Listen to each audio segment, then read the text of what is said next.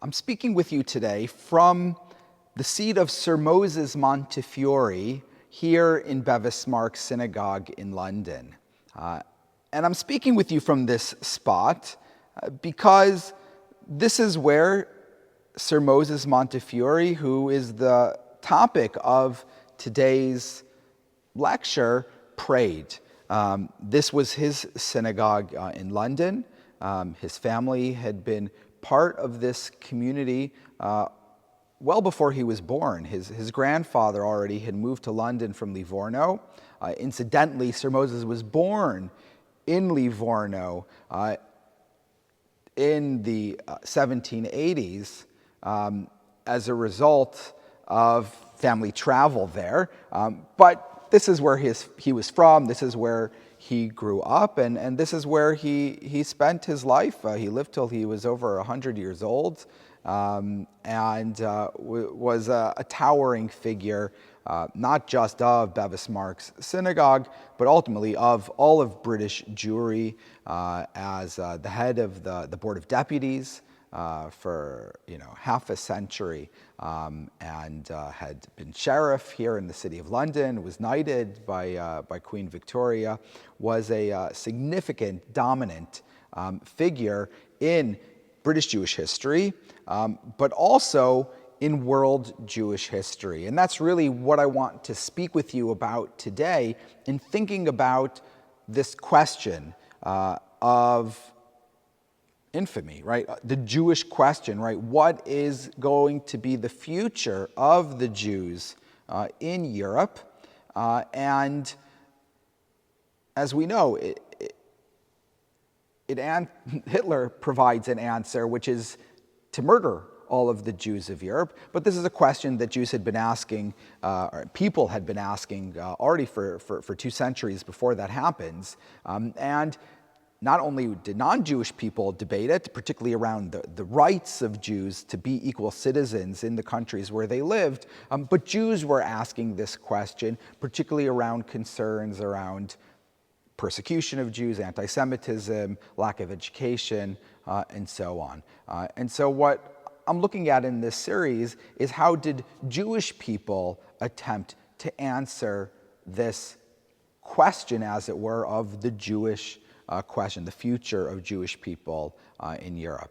And we begin by looking at the figure of Sir Moses Montefiore, because in a sense, he answered this question not through a treatise, not through kind of long kind of ideological prose, but through his actions, through the things that he did over his very long life.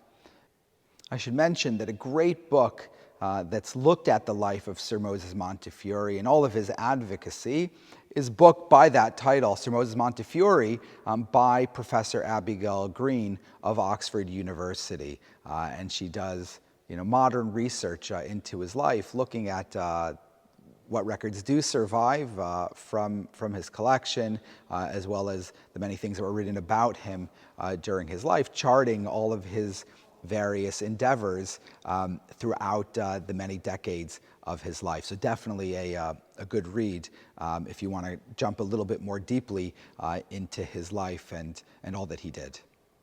Now, Sir Moses, well known, essentially retires when he's 40 years old. He's very wealthy. He's married the sister-in-law of Rothschild. He's been a broker. He's done fabulously well. He's very wealthy. But he retires when he's 40 and essentially devotes the rest of his life to philanthropic works. Perhaps an event that plays a prominent role and is really a jumping off point for us to think about how Sir Moses attempted to answer the question of the plight of Jews around the world is the Damascus Affair. The Damascus Affair is in 1840, and it revolves around a millennia-old accusation of Jewish people murdering a Christian child, claiming that the blood is being used in the performance of Passover rituals, right? This is an invented libel that was invented in England, actually, in medieval times, but had legs and persisted for a very, very long time. And so this blood libel, often when you find a child discovered dead, somebody points their fingers at the Jews. And in Syria, in Damascus, it led to dozens of Jews being arrested and being accused of committing this heinous crime. And you find here that Sir Moses really, shall we say, captures his identity.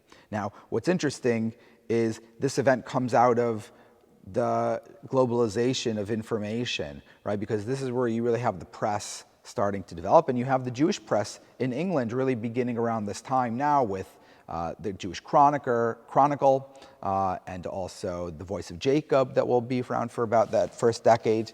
And they're reporting on this news.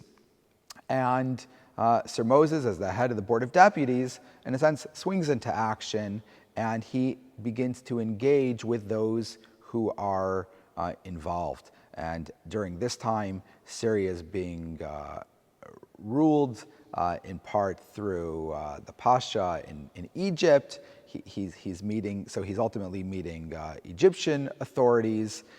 There's going to be Turkish authorities involved. And he ultimately succeeds in having those people freed, but not only in having those people freed, but having a declaration made that in essence denies the entire idea of the blood libel, of saying, this is just some fairy tale that anti-Semites have invented about Judaism. Not only did these Jews not do it, no Jews do it. This is just nothing to do with Judaism. And so that was a really significant achievement that he had.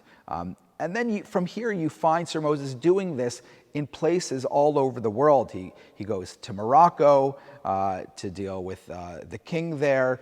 He engages with the Tsar in Russia. There's particular concerns of the persecution of the Jews in Romania.